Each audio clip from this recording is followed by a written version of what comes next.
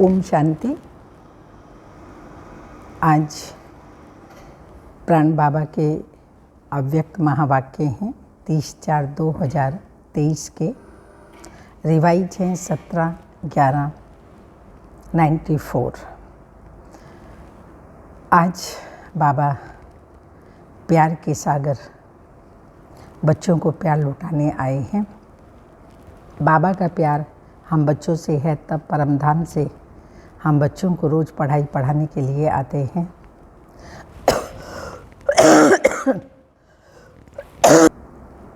और बच्चों का भी बाबा से प्यार है, इसलिए दूर दूर से भाग कर बाप दादा से मिलने के लिए आते हैं। इसके साथ साथ बाबा ने कहा कि बाप सर्व खजाने, ज्ञान के खजाने, गुणों के खजाने, सर्वशक्तियों के खजाने बच्चों को देने के लिए आते हैं। और बच्चे भी इन खजानों को सुनते हैं, समझते हैं और समझ करके धारण करते हैं। तो बाबा ने कहा धारणा करके उन गुणों का स्वरूप बनना है, स्वयं स्वरूप बन करके औरों को भी इन खजानों का स्वरूप बनाना है। तो सुनते हैं अव्यक्त बाप दादा के मधुर महावाक्य। हर गुण व शक्ति के अनुभव में खो जाना अर्थात खुश नसीब बनाना। आज प्यार के सागर बाप दादा अपने प्यार स्वरूप बच्चों से मिलन मना रहे हैं। बाप का भी प्यार बच्चों से अति है और बच्चों का भी प्यार बाप से अति है।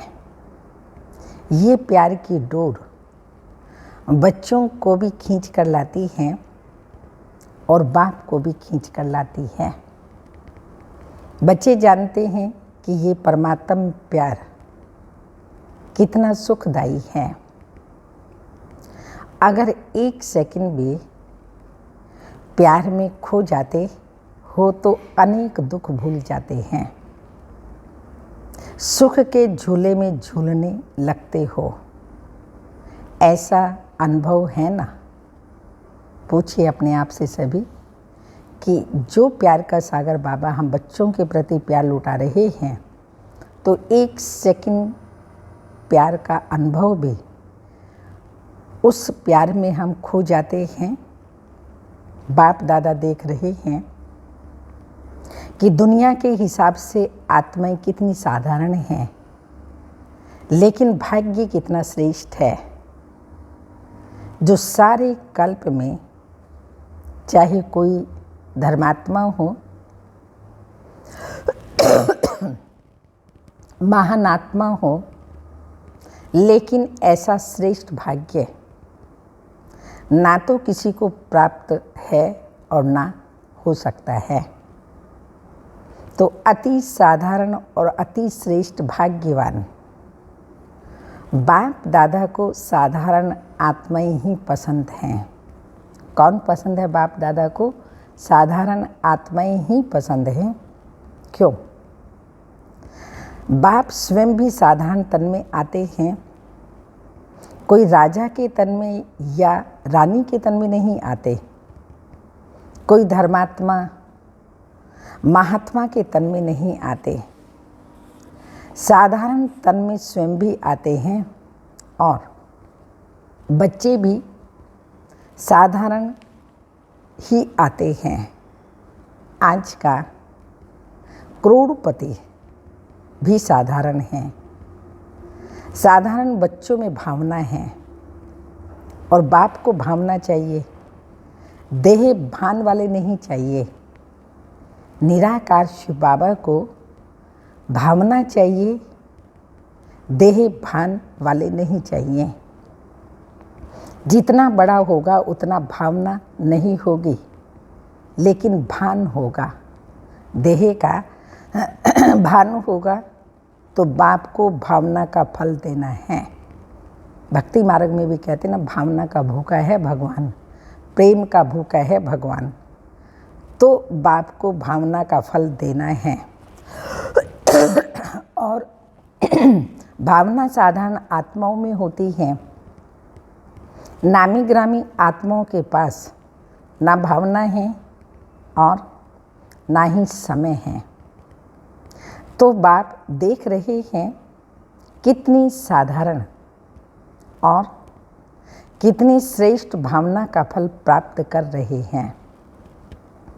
इसलिए ड्रामा अनुसार संगम युग में साधारण बनना यह भी भाग्य की निशानी है, क्योंकि संगम पर ही भाग्य विधाता भाग्य की श्रेष्ठ तकदीर खींच रहे हैं और साथ साथ भाग्य की लकीर खींचने की कलम भी बच्चों को दे दिया है।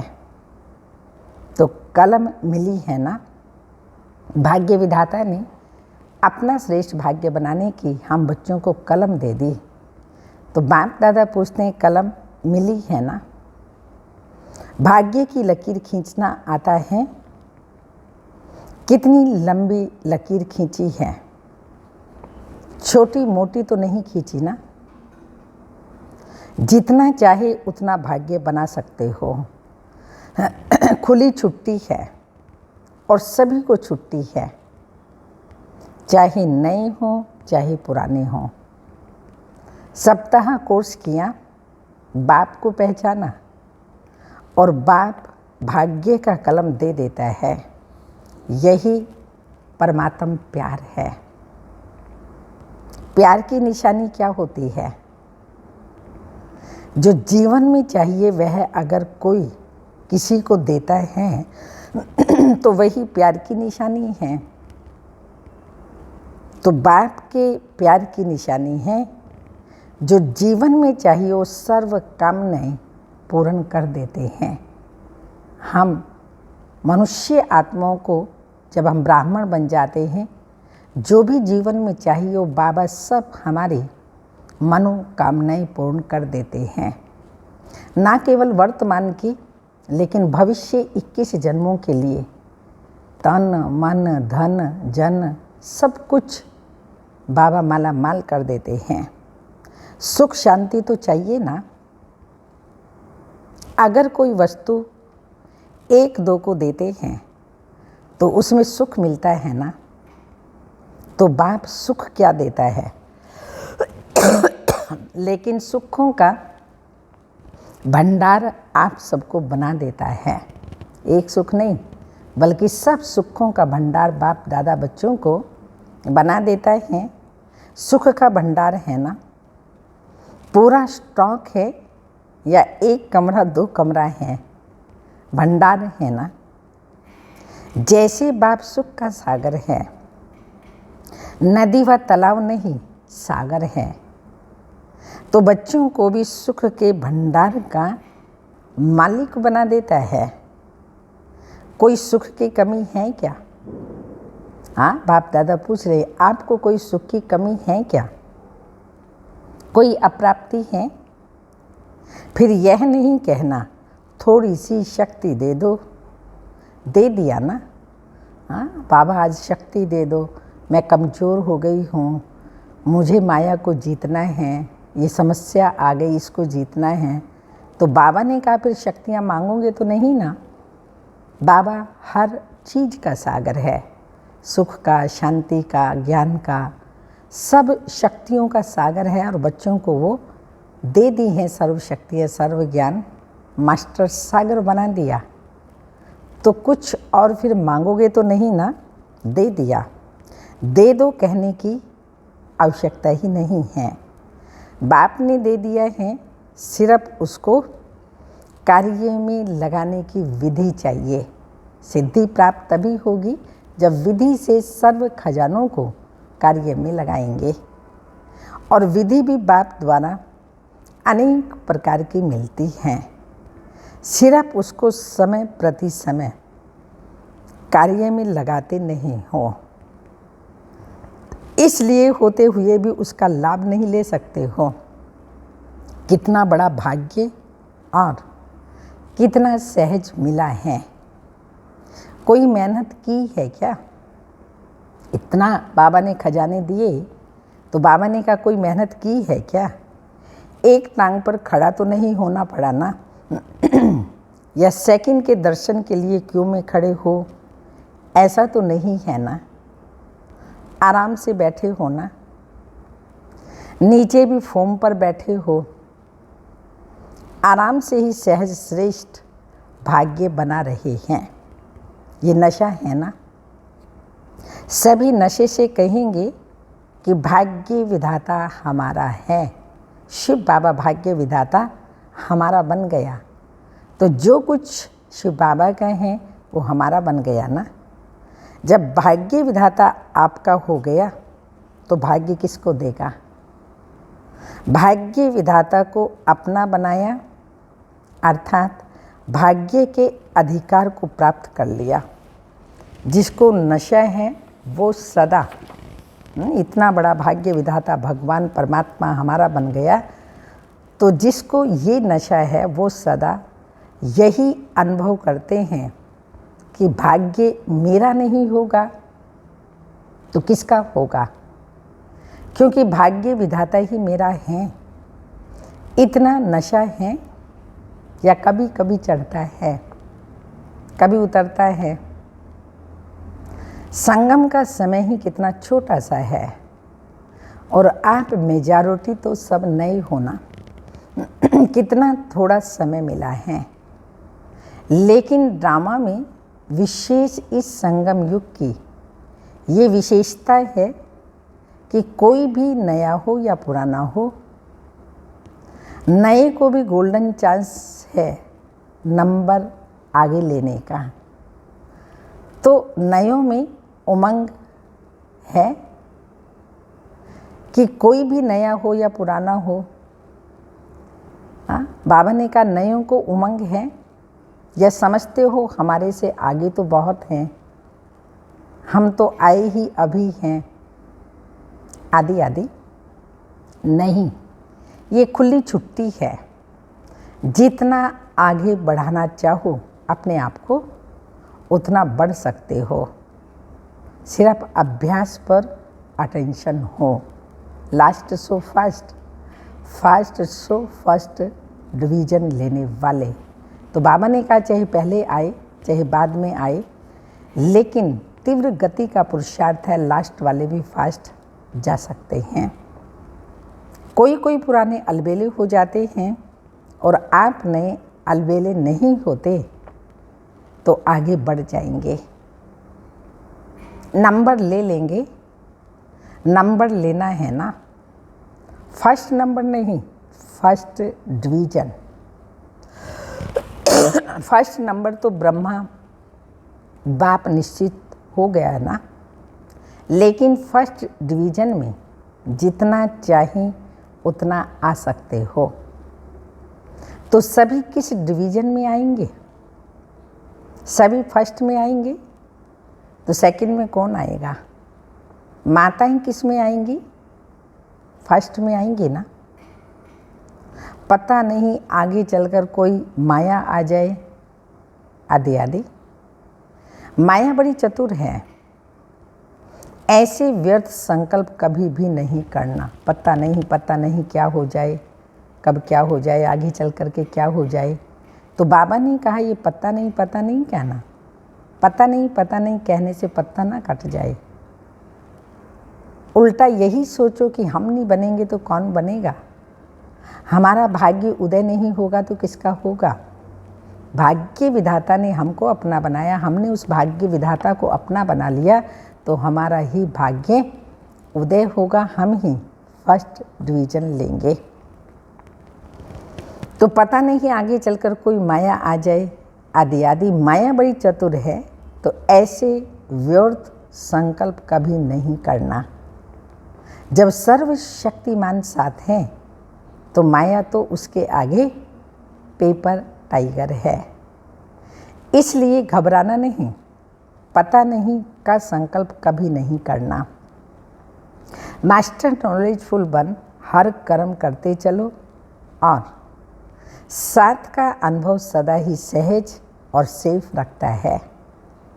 साथ भूल जाते हैं तो मुश्किल लगने लगता है, लेकिन सभी का वायदा है साथ रहेंगे, साथ चलेंगे, यही वायदा है ना कि अकेले रहेंगे, अकेले जाएंगे, तो साथ का अनुभव बढ़ाओ। जानते हो कि साथ है, मानते भी हो, लेकिन फर्क क्या पड़ जाता है? जानते भी हो, मानते भी हो, लेकिन समय पर उसी प्रमाण नहीं चलते हो। माया का फोर्स ये जो कोर्स है उसको भुला देता है। लेकिन क्या माया बहुत बलवान है? वह बलवान है या आप बलवान हो? या कभी माया बलवान तो कभी आप बलवान?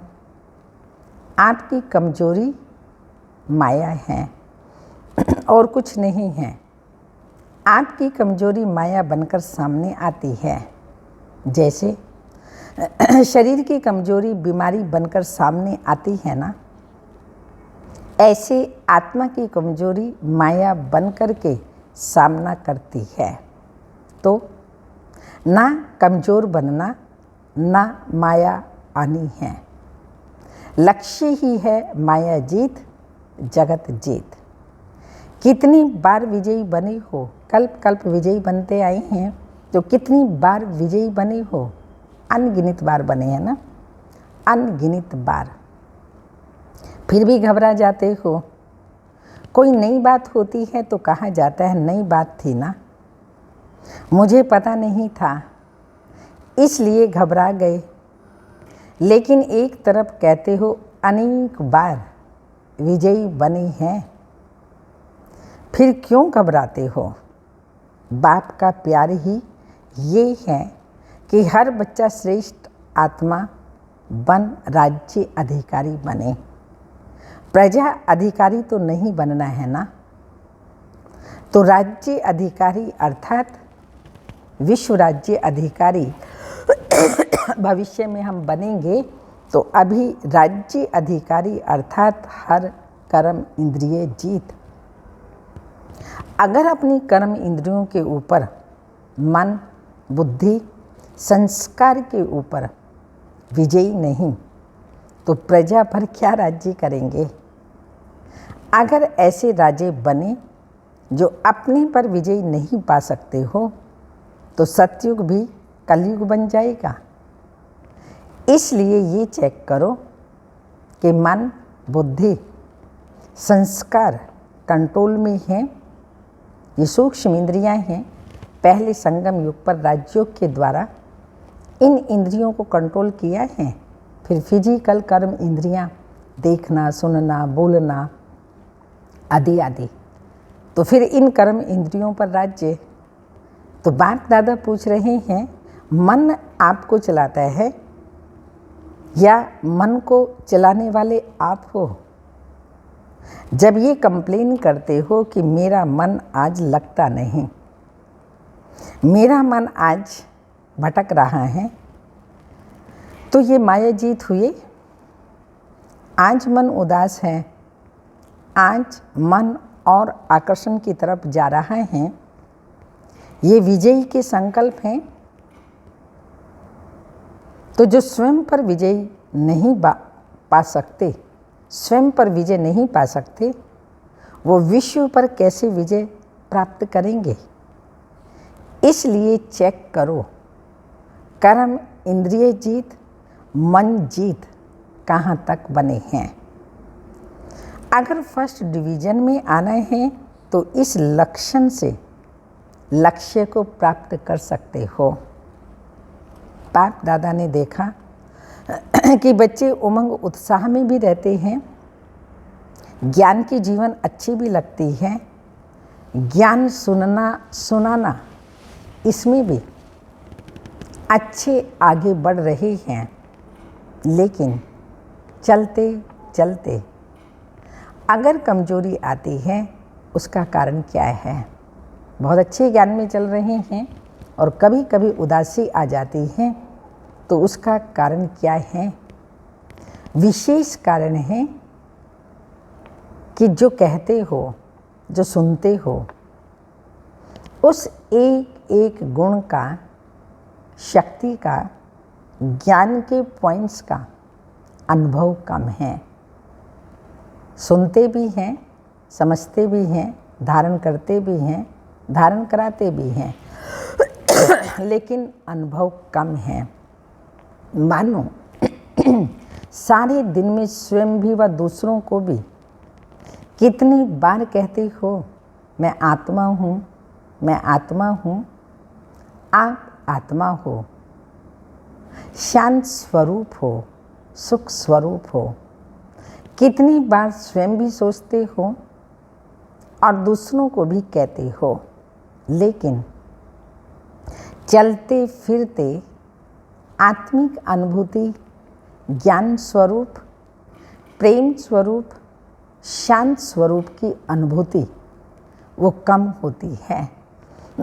सुनना कहना ज़्यादा है और अनुभूति, ज्ञान स्वरूप, प्रेम स्वरूप, शांत स्वरूप की अनुभूति वो कम होती है। सुनना कहना ज़्यादा है और अनुभूति कम है, लेकिन सबसे बड़ी अथॉरिटी अनुभव की होती है। तो उस अनुभव में खो जाओ। जब कहते हो शांत स्वरूप, तो स्वरूप में स्वयं को, दूसरे को शांति की अनुभूति हो। एक एक गुण का वर्णन करते हो, शक्तियों का वर्णन करते हो, लेकिन शक्ति व गुण समय पर अनुभव में आए। कोई तो बोलते भी रहते हैं कि सहन शक्ति धारण करनी चाहिए, सहनशीलता अच्छी है, लेकिन अनुभूति नहीं होती है। अनुभूति की कमी होने के कारण जितना चाहते हो उतना पा नहीं सकते हो। अगर सभी से पूछें, बाप दादा सभी से पूछें कि जितना पुरुषार्थ होना चाहिए उतना है, तो थोड़े हाँ कहेंगे।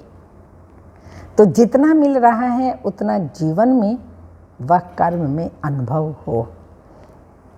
सिर्फ सोचने में अनुभव नहीं, लेकिन चलन में, कर्म में शक्तियाँ, गुण, स्वयं को भी अनुभव हो, दूसरों को भी अनुभव हो।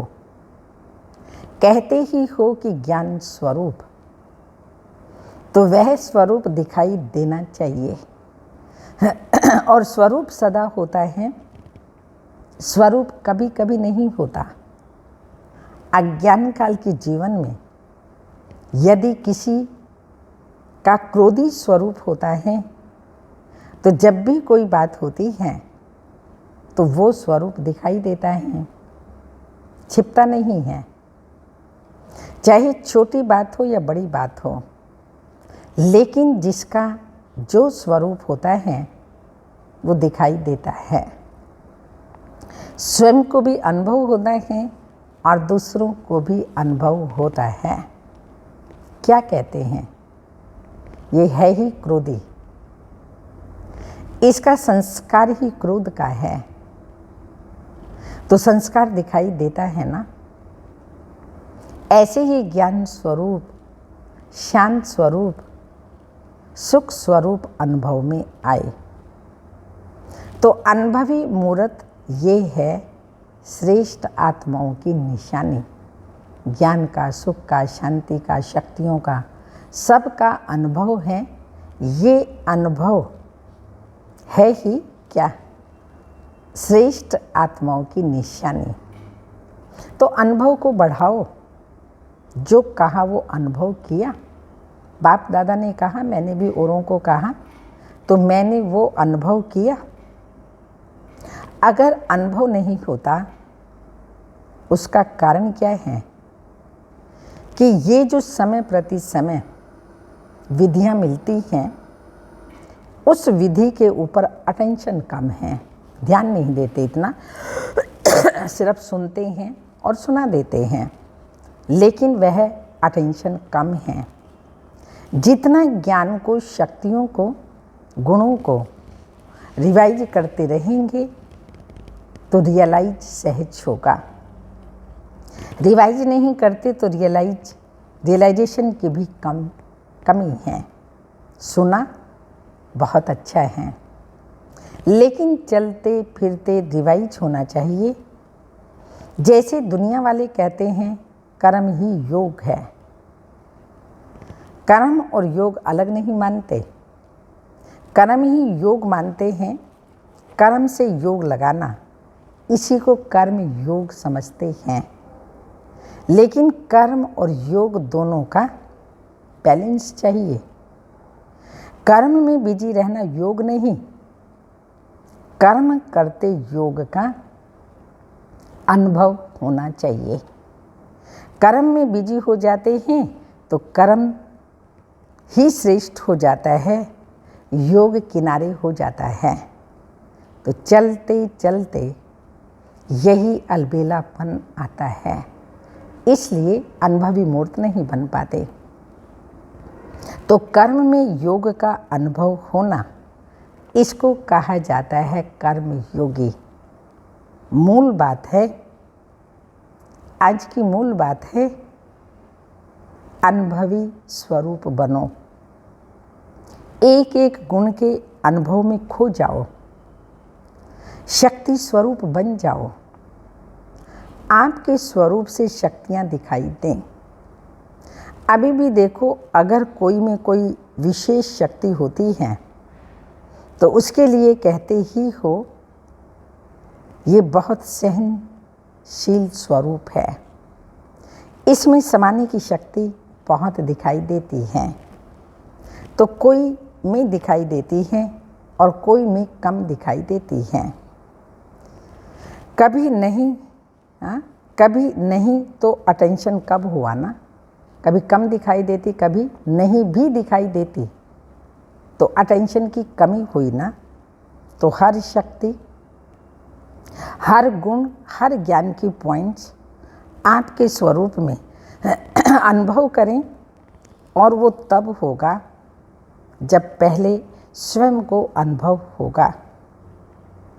अगर स्वयं अनुभवी होगा तो दूसरे को उससे स्वतः ही अनुभव होगा। और जब अनुभव करते हो तो कितनी खुशी होती है। ज्ञान का, गुणों का, शक्तियों का अनुभव जब करते हैं तो कितना खुशी भी होती है।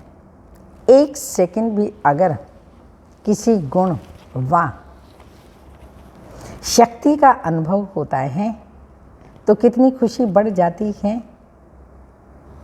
और जब सदा अनुभवी स्वरूप होंगे तो सदा चेहरे पर खुशी की झलक, खुश नसीबी की झलक अनुभव होगी। तो अनुभव को बढ़ाओ। अनुभव जीवन की अथॉरिटी है, इसलिए बाबा बार बार कह रहे हैं इन सब अनुभवों को बढ़ाओ। विधि तो स्पष्ट है ना। अच्छा, सभी खुश नसीब तो हो ही, लेकिन विशेष खुशी मनाने आए हो तो सबको खुशी मिली। सब आराम से रहे हुए होना, मन आराम में है तो तन को आराम मिल ही जाता है। ये तो होना ही है। जितना स्थान बढ़ाएंगे उतना कम होना ही है। आराम कम मिलेगा, परिवार बढ़ता जाएगा, स्थान भी बढ़ता जाएगा। ये भावी है, इसको क्या करेंगे। और अच्छा है रिहर्सल हो जाती है। कौन सी? जब बाबा के बने, शुरू में बाबा के घर में आए तो कौन सा अनुभव है, कौन सी रिहर्सल बढ़ जाती है। जहाँ बिठाओ, जैसे बिठाओ, जो खिलाओ, जो पिलाओ, जहाँ रखो, जिस हाल में रखो, आदि आदि। जैसे सुलाओ, इसकी रिहर्सल हो जाती है ना। तो पट में सोना माना उस टाइम में थोड़ा स्थान की कमी थी, तो नीचे धरती पर भी एक एक हॉल में सो भाई या बहनें सोते थे। तो पट में सोना अच्छा है। पट राजा बन गए ना। शास्त्रों में तो पटरानी पटराजा का बड़ा गायन है। आप तो बहुत सहज बन गए। कोई तकलीफ है? बाप दादा पूछ रहे हैं, कोई तकलीफ है? बाप दादा और निमित्त आत्माएं सोचती तो यही हैं, सब आराम से रहें। लेकिन अगर ज़्यादा संख्या में भी आराम लगता है तो खुशी की बात है ना। अपना परिवार बढ़ रहा है, अधिक बढ़ता जा रहा है, तो बाप दादा कह रहे खुशी है ना, तो ये खुशी की बात है। जहाँ भी रहे हुए हो वहाँ खुश हो, कोई तकलीफ नहीं है। और बुलाएं, बाबा कहते हैं और बच्चों को बुलाएं। सिर्फ एक सूचना चली जाए, जो आना चाहे वो आ जाएंगे। तो क्या करना पड़ेगा? आ जाएं, बाप दादा सूचना भेज दे तो बच्चे तो फटाफट आएंगे भाग करके। तो बाबा ने कहा तो क्या करना पड़ेगा? अखंड तपस्या करनी पड़ेगी, उन्हें स्थान देना पड़ेगा और हम तपस्या करेंगे। खुशी की खुराक खाओ और अखंड योग करें, फिर तो सभी आ सकते हैं। करेंगे? बाप दादा पूछ रहे हैं, ऐसा करेंगे? थक तो नहीं जाएंगे? भूख नहीं लगेगी? 7 दिन नहीं खाएंगे क्या? 7 दिन खाना नहीं मिलेगा? तो बाप दादा ऐसा हट करना नहीं चाहते। सहज योगी होना तो ये परमात्म मिलन कम भाग्य नहीं है, ये परमात्म मिलन का श्रेष्ठ भाग्य कोटों में कोई आप आत्माओं को ही मिलता है। अच्छा, मिल लिया ना। भक्ति में तो जड़ चित्र मिलता है और यहाँ चैतन्य में बाप बच्चों को मिलते भी हैं, रुझान भी करते हैं। तो ये भाग्य कोई कम है? हाँ, कम तो नहीं है ना। और फिर आप सब लकी हो। समय की गति बदलती जाती है। अभी फिर भी आराम से बैठ कर के सुन रहे हो, आगे चलकर वृद्धि होगी तो बदलेगा ना। समय परिवर्तनशील है, बदलता जाता है, तो मिलने का तरीका भी तो बाप दादा से बदलेगा ना। फिर भी आप लकी हो। क्यों लकी हो आप? क्योंकि टू लेट के टाइम पर नहीं आए हो, लेट के टाइम पर आए हो। तो सब खुश हो ना? हाँ, सब खुश हो ना। अच्छा, चारों ओर के सर्वश्रेष्ठ भाग्य विधाता के भाग्यवान आत्माओं को सदा मायाजीत जगत जीत के निश्चय और नशे में रहने वाले, सदा हर गुण शक्ति और ज्ञान की अनुभवी आत्माएं, सदा बाप को साथ रखने वाले कंबाइंड स्वरूप आत्माएं, सदा श्रेष्ठ भाग्य की लकीर को श्रेष्ठ बनाने वाले, ऐसे अति समीप और श्रेष्ठ आत्माओं को बाप दादा का याद प्यार। Good morning, diamond morning. रूहानी बाप की रूहानी बच्चों को नमस्ते। हम रूहानी बच्चों की रूहानी माता पिता बाप दादा को याद प्यार। गुड मॉर्निंग, डायमंड मॉर्निंग, ओम नमस्ते। वरदान। वाणी और मनसा दोनों में, वाणी और मनसा दोनों से एक साथ सेवा करने वाले सहज सफलता मूर्त भाव। स्पष्टीकरण। वाचा के साथ साथ संकल्प शक्ति द्वारा सेवा करना, यही पावरफुल अंतिम सेवा है। जब मनसा सेवा और वाणी की सेवा दोनों का कंबाइंड रूप होगा तब सहज सफलता होगी। इससे दुगनी रिजल्ट निकलेगी। वाणी की सेवा करने वाले तो थोड़े होते हैं, बाकी रेख देख करने वाले दूसरे कार्यों में जो रहते हैं उन्हें मनसा सेवा करनी चाहिए। इससे वायुमंडल योग युक्त बनता है। हर एक समझे मुझे सेवा करनी है तो वातावरण भी पावरफुल होगा और सेवा भी डबल हो जाएगी। स्लोगन। सदा एक रस स्थिति के आसन पर विराजमान रहो तो अचल अडोल रहेंगे। सदा एक रस स्थिति के आसन पर विराजमान रहो तो अचल अडोल रहेंगे। अव्यक्त इशारा। अभी समय प्रमाण लगाओ मुक्त, बेहद के वैरागी बनो, मन से वैराग्य हो। संपूर्णता के दर्पण से सूक्ष्म लगाव को चेक करो। यही ब्रह्मा बाप के प्यार की गिफ्ट ब्रह्मा बाप को दो। सब किनारे छोड़ो, मुक्त हो जाओ। प्रतिज्ञा करो कि अब समय प्रमाण संपूर्णता का दिवस मनाना ही है। समय प्रमाण संपूर्णता का दिवस मनाना ही है, ये प्रतिज्ञा करो। ऐसा दृढ़ संकल्प करो, कुछ भी चला जाए पर प्रतिज्ञा ना जाए। कुछ भी चला जाए पर प्रतिज्ञा ना जाए।